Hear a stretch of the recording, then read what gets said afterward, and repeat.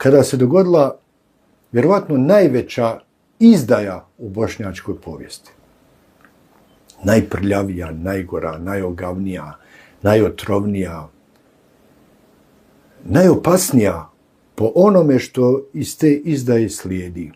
Jer neko ko može minimizirati, bagatelisati, poniziti bošnjačku žrtvu, dakle, desetine hiljada ubijenih ljudi. I nije samo to bošnjačka žrtva. Bošnjačka žrtva su i svi oni koji su ostali u životu, a ranjeni su za cijeli život. Dakle, nije samo ubijeno, neko kaže 70.000, 100.000 ljudi. Dakle, imaju oni koji su izgubili svoje najmilije i oni su bošnjačka žrtva. I oni koji su ostali bez svojih zavičaja, kojima su oteti zavičaji, i oni su bošnjačka žrtva.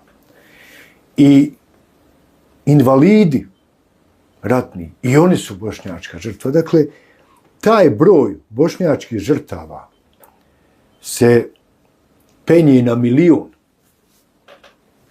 I neko ko je bio u stanju raniti, poniziti, prodati bošnjačku žrtvu, taj je spreman na sve najgore. On je spreman i da ubija u ime zaštite svojih interesa, mafijaških, kvazi poslovnih, kriminalnih. Dakle, spreman je da ubije. Ako se on ne plaši Boga, pa može prodat bošnjačku žrtvu, onda se on Boga ne plaši ni kad treba nekog eliminirati ili ubiti. Zato kažem da je ovo nešto najopasnije što se dogodilo 17. februara 2017. godine.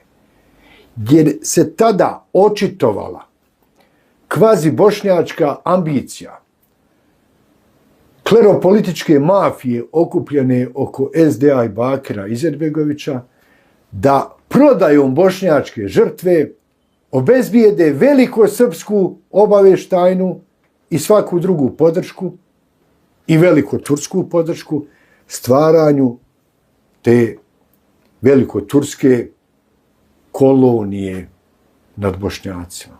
Zato je sve to.